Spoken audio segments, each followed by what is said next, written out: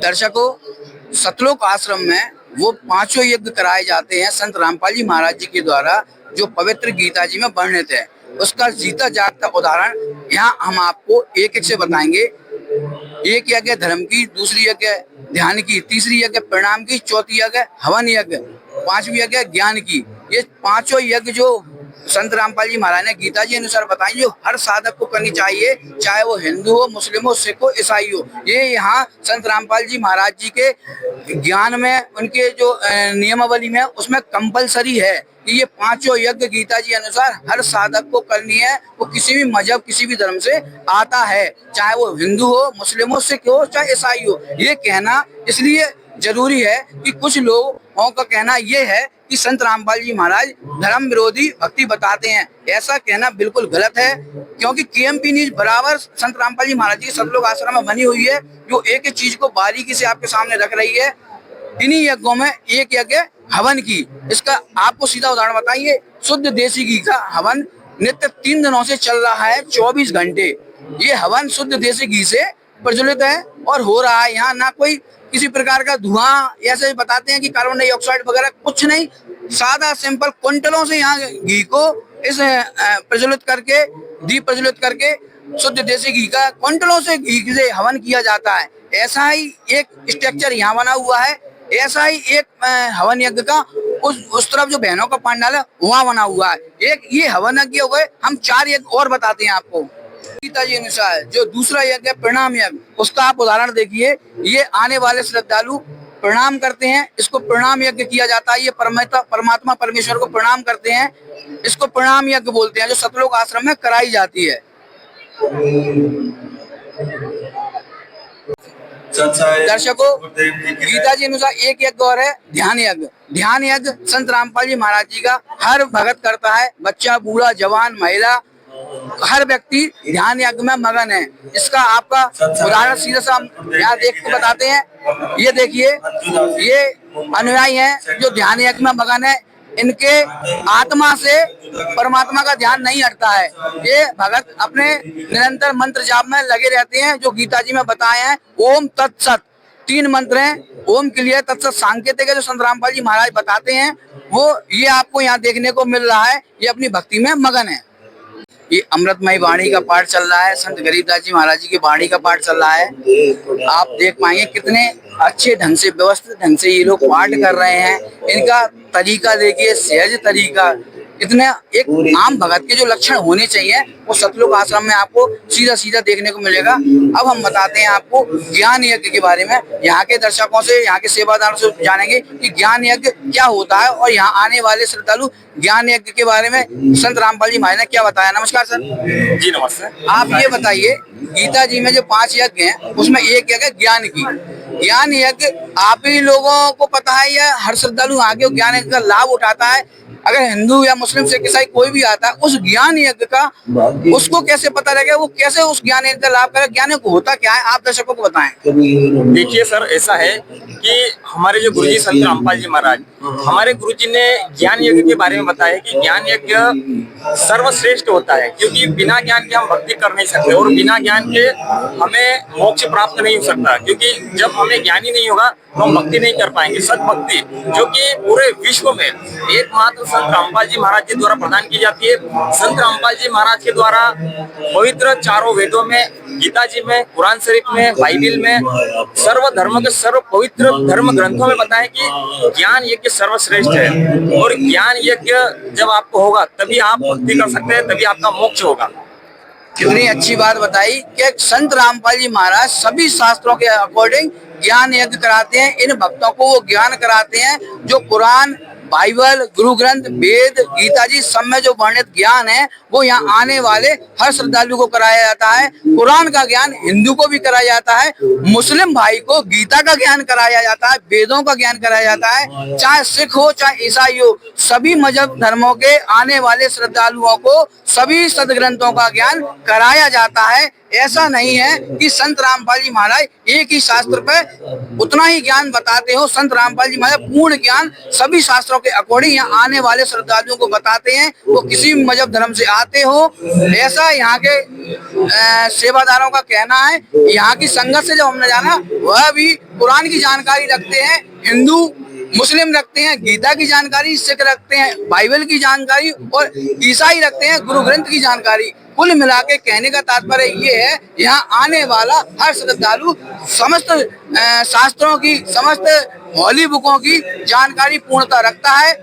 यहाँ आने के बाद एक चीज और पता चली, इन्हीं शास्त्रों में, इन्हीं वेदों में, इन्हीं गीता जी में, इसी कुरान में, इसी बाइबल में, तौरात, जबूर, इंजिल जो आसमानी किताबें हैं, उन सबों से संत रामपाल जी महाराज ने इस एलईडी प्रोजेक्टर के माध्यम से एक एक शास्त्र को खोल के बताया कि वो पूर्ण परमात्मा कबीर है।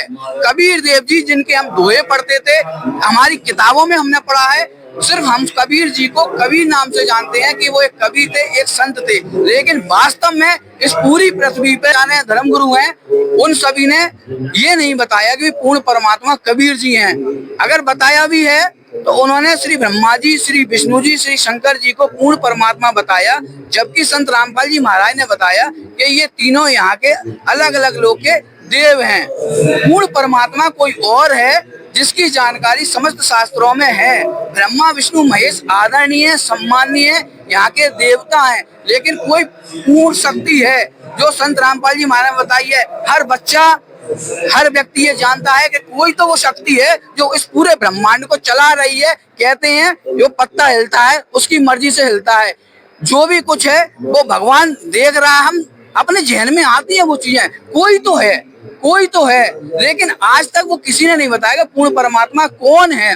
वो परमात्मा हमें जब लाभ देता है, जब हम उसके बारे में जानकारी रखते हैं, हम उसे पहचानते हैं। आज तक हिंदुस्तान में, इस पृथ्वी पे किसी ने उस पूर्ण परमात्मा को पहचाना ही नहीं। संत रामपाल जी महाराज बताना चाह रहे हैं कि पूर्ण परमात्मा कबीर देव जी हैं, लेकिन यहाँ के धर्मगुरु, अन्य धर्मगुरु, सभी मजहबों के धर्मगुरु इस बात को ऊपर नहीं आने दे रहे कि पूर्ण परमात्मा कबीर जी हैं। ये उनका विरोध करते हैं। केएमपी न्यूज ये कहना चाहता है कि आप एक बार संत रामपाल जी महाराज जी के आश्रम में आके विजिट करें, देखें कि ये किस आधार पे कबीर जी को पूर्ण परमात्मा अल्लाह ताला रब गॉड बता रहे हैं।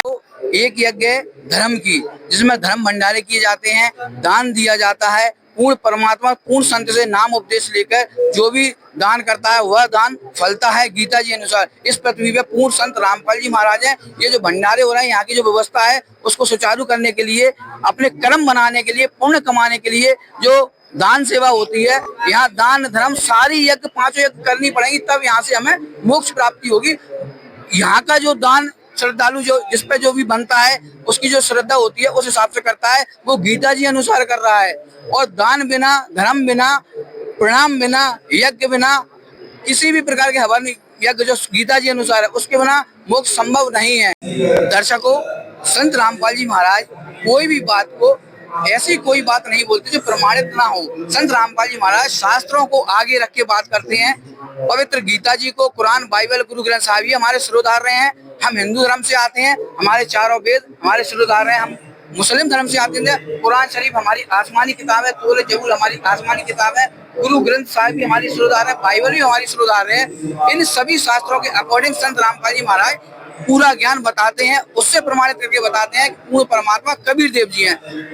मैं केएमपी न्यूज के माध्यम से इस पृथ्वी के प्रत्येक संत, मंडलेश्वर, काजी, गुरु ग्रंथ साहिब के पार्टी, चर्च से, ईसाई धर्म से जो आते हैं फादर, हर व्यक्ति, हर जिज्ञासु व्यक्ति को, इस पृथ्वी का एक एक जिज्ञासु व्यक्ति जो परमात्मा की चाह में भटक रहा है, उन सबसे मैं ये कहना चाहूंगा कि एक बार आके संत रामपाल जी महाराज जी के ज्ञान को जाने। कि वेदों को हम झुठला नहीं सकते, गीता जी को हम झुठला नहीं सकते, शास्त्रों को हम कोई नहीं झुठला सकता।